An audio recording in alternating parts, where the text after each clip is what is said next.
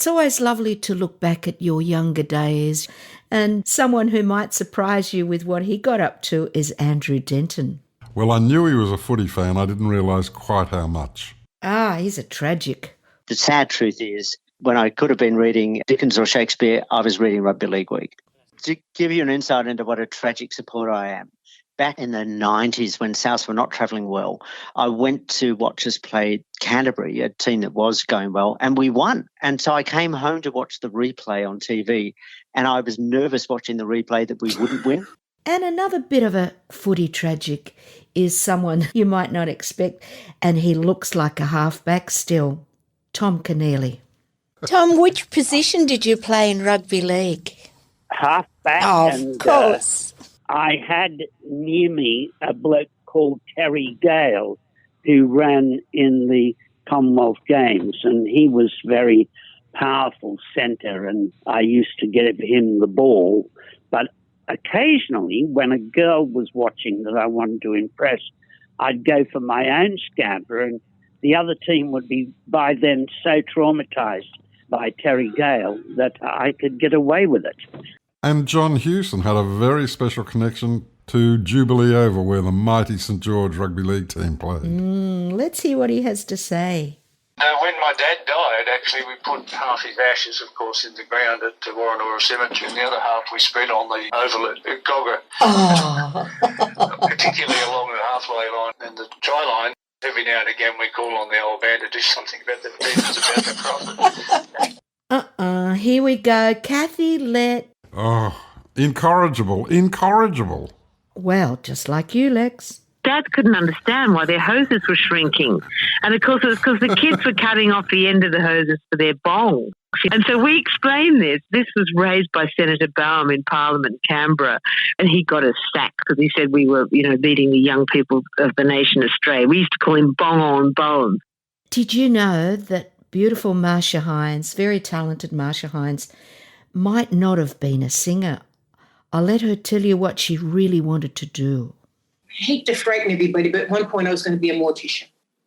Really? Ooh, yes, because that's very popular in America. The open, you know what I'm saying, Peggy? The open casket thing, And I wanted to be a cosmetic mortician where, you aid them up. Because I remember being a kid standing over coffins and you'd hear the older ladies go, "Oh, doesn't she look fabulous?" She didn't look that good when she was alive. Well, I don't believe that, but I do believe Meredith Bergman when she had a blinding revelation one day. And I remember waking up one morning and deciding I was a socialist and going into university, and the first person I saw was Jeffrey Robertson, now the human rights lawyer. I said to him, Jeff, I think I'm a socialist. And he said, "Oh, don't be silly, Meredith, everyone's a socialist." So, he'd got there sometime before me. One of the delights we've had is Sir Peter Cosgrove. I wonder where he was born. Well, he said he can't remember, but I think that couldn't be right. Well, I was born in one of the maternity hospitals in the eastern suburbs. It was either Crown Street or St Margaret's. I can't remember because I was pretty young then. Do you know that Red Simons, when he was young, he even... Oh, I'll let him tell you who he played with. I, like many people in Australia, immigrated with my parents. I was 9 years old. My claim to fame in the musical world is that I played with the Bee Gees. Really? Pause for inappropriate response, yes. They were on the same boat as me coming from England. Ah, wow. And Patricia, needless to say that when we do look back and go to Nostalgia Town, there's a lot about how social conditions have changed in Australia. In some areas, not as much as they need to. But once again, our guests were very generous with their recollections. Our serious subjects were always so worthwhile. Andrew Denton, we love him to pieces, and voluntary assisted dying was such a wonderful topic, an interesting topic and a divisive topic.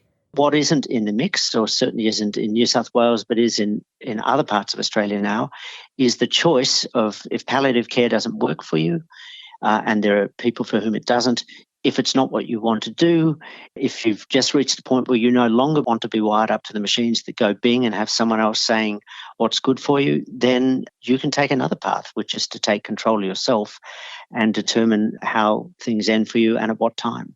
Beverly Baker from the Older Women's Network in New South Wales, she spoke about women's security. We know that now women over the age of 45 are the fastest growing cohort facing unemployment. And we also know that domestic violence and one woman a week is murdered by a partner or someone that she knows. And we do know now the massive abuse that's going on in aged care. So it's security across the board in every aspect and every walk of their lives. Heather Hewitt took us on a journey back to the bush, but not just back to the bush, but what the bush actually means. I love doing back roads. So I've really come full circle. I mean, I've gone back to the bush. I've gone back to how I grew up. And I think that's why it comes easily for me, because I think as anyone who's grown up in the country knows, it doesn't matter what part of the country that you live in or lived in, there are certain things that just don't change. There's footy on a Saturday. The local pub is a place where for everyone to get together in good and bad times, becomes headquarters in bushfires. The bowling clubs are always there. The old halls, you know, when I was a kid where they had the 50-50 dances I used to go to. And I think that the sense of community and people looking after each other, I think that hasn't gone.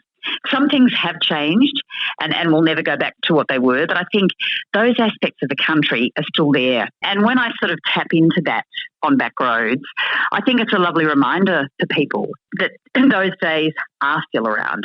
You might think that the world has changed completely, but some things haven't, thankfully. Jenny Key tells us more about the bush and some of the perils and dangers of living in the bush. Not just fashion, but bushfires. Oh, they came right to the door with me. They came right, actually. They were sort of 10 metres from the house, and up in the shed is where a lot of things are stored, and it actually came right to the shed. Fireys, they don't save sheds, they save the house. Do you know, I was struck, and I remember shedding a tear later when I thought about the conversation we had with Linda Burney. Lex, you asked her what her wish would be. Yes, and I was quite moved and surprised by her answer. Just think about it. Imagine if every Aboriginal baby born in this country was born at a good birth weight. That would mean nutrition, living conditions, all of those things would mean a baby born at a good birth weight. And we all know that babies that are born at a healthy birth weight have a healthy life. Of course, one of the big social problems we have in Australia, and it seems it's been around for ages, and I didn't realise just how big a problem it is until Tim Costello explained it. It's a bit scary. Why do we have the greatest gambling losses per head in the world? 40% higher. Why? Because we have the most utterly irresponsible gambling policies in the world. We have allowed Australia to have 20% of all the world's pokies. And most of those pokies are in pubs and clubs. So if you look at pokies around the world, most are in casinos. Ours are in pubs and clubs. 75% of all the world's pokies in pubs and clubs are in Australia. So of the 24 billion loss in gambling each year in Australia, that record amount, world number one, 15 billion comes from pokies. Now, racing, online betting, sports betting are all quite serious too, but really the irresponsible spread of the pokies, not culture, not that Australians just were baptised in eucalyptus oil and gambling at birth. That's the reason we have this blind spot, Lex. Who'd have thought one of Shane Gould's little desires that she loves to do with her mates is, I'll let her tell you.